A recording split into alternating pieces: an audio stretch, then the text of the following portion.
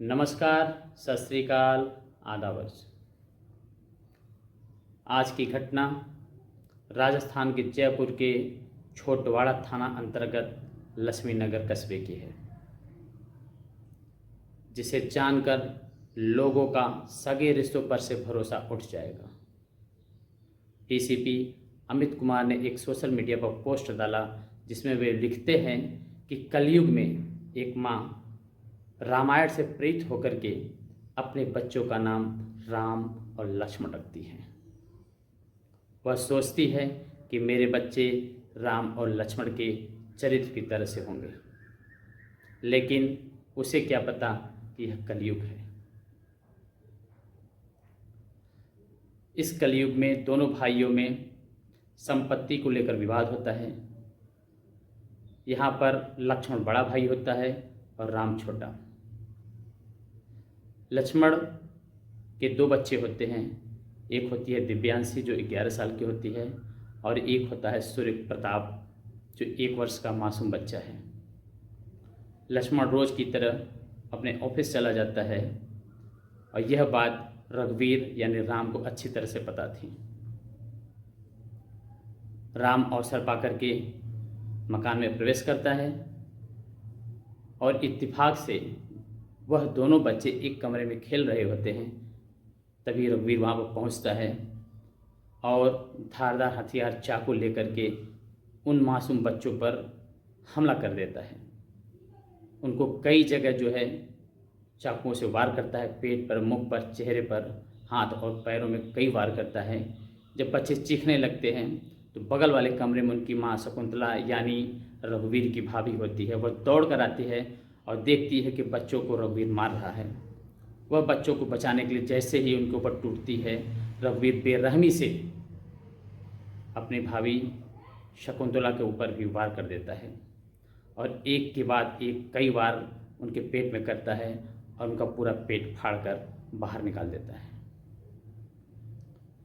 माँ गिर जाती है और अपने आंखों के सामने बच्चों को मरता हुआ कोई भी माँ देख नहीं सकती। वह उसको पकड़ लेती है, गिड़ाती है और उनसे अपने बच्चों के प्राणों की भीख मांगती है, लेकिन रघुवीर के सर पर तो खून सवार था। वह कब राम से रावण बन गया, उसे इस बात का भी एहसास नहीं था। रघुवीर उस माँ के सामने ही बारी बारी से उन दोनों मासूम बच्चों की गला रेत कर हत्या कर देता है। यह दृश्य देखकर उस माँ का कलेजा बाहर निकल जाता, वो भी वहीं बेहोश हो जाती है और रघुवीर वहाँ से भाग जाता है। बाहर हल्ला होता है, लोग किसी तरह से घर में प्रवेश करते हैं, पुलिस को बुलाते हैं। पुलिस आती है तो कमरे में देखती है कि तीनों लोग खून से लथपथ पड़े हुए हैं। पुलिस उन तीनों को हॉस्पिटल ले जाती है, जहाँ पर डॉक्टर्स उन दोनों मासूम बच्चों को मृत घोषित कर देते हैं। लेकिन जो माँ होती है उसकी हालत आज भी नाजुक बनी हुई है। यह घटना 5 जून 2024 की है। उसके बाद ईश्वर की मार से कोई बच नहीं सकता। भगवान के घर देर है लेकिन अंधेर नहीं। हर पापी के पाप का घड़ा चाहे आज भरे चाहे कुछ दिन बाद भरे, लेकिन भरता अवश्य है। इस वारदात के मात्र 2 घंटे बाद ही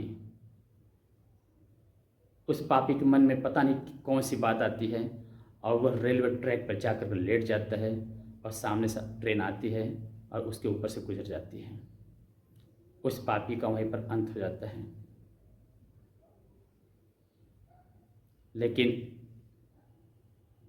क्या एक चाचा अपने भतीजों को इस निर्ममता के साथ मार सकता है, उनकी हत्या कर सकता है?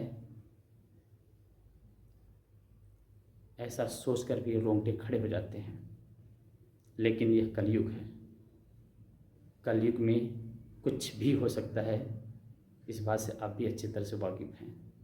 यह कहानी यहीं पर समाप्त होती है। जय हिंद।